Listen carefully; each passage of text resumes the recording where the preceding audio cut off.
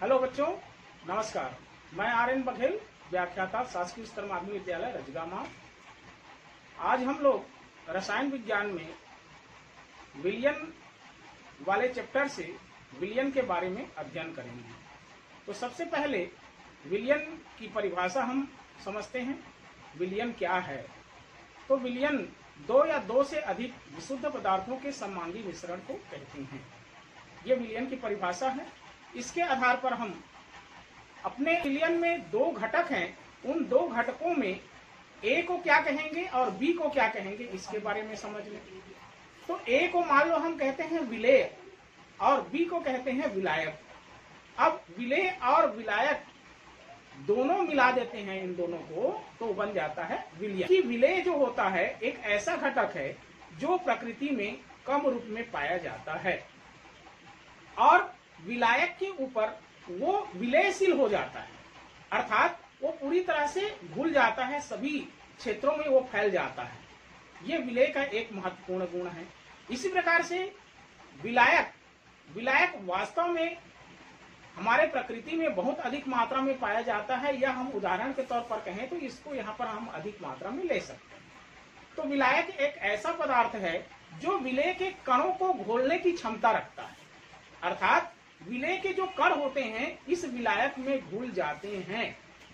कहें तो विलायक जो होता है उन विलेय के कणों को पूरी तरह से अपने जितने भी क्षेत्र होते हैं उसमें घोल लेता है। तो इस तरह से दोनों जब पदार्थ पूरी तरह से मिल जाता है तब वह एक विलयन का उदाहरण कहलाता है।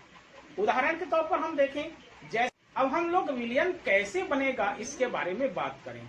तो उदाहरण के तौर पर आप अभी जैसे मैंने कहा कि एक पात्र में हम जल ले लेते हैं और एक पात्र में हम नमक ले लेते हैं। इन दोनों को कोई तीसरा जो पदार्थ है, तीसरा वहां पर जो पाए जाने वाला पात्र है उसमें मिला दें दोनों को, या तो नमक को जल में मिला दें। अब मिलाने के पश्चात वहां पर उसको थोड़ा सा सेक करें, हिलाएं।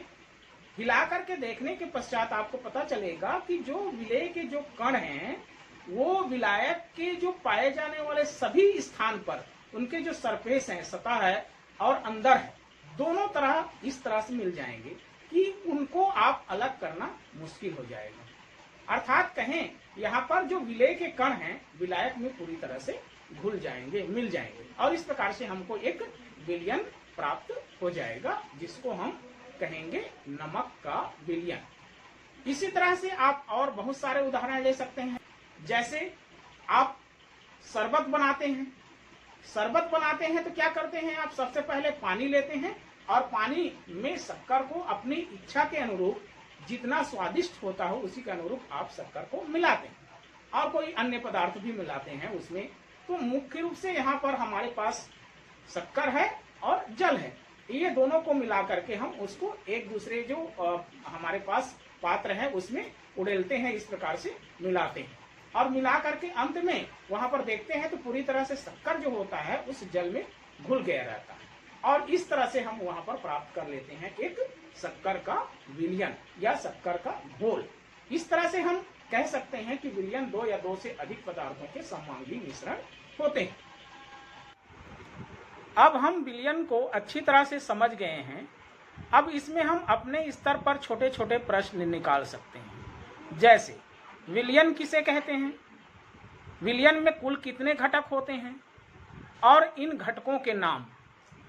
इन घटकों के नाम में जैसे हम विलेय किसे कहते हैं, विलेय के कुछ स्पष्ट उदाहरण। विलायक किसे कहते हैं, विलायक के कुछ स्पष्ट उदाहरण। अब हम अगली क्लास में विलयन के प्रकारों पर प्रकाश डालेंगे। जब अगली क्लास होगी तो विलयन के प्रकार हम पढ़ेंगे। ठीक है, धन्यवाद।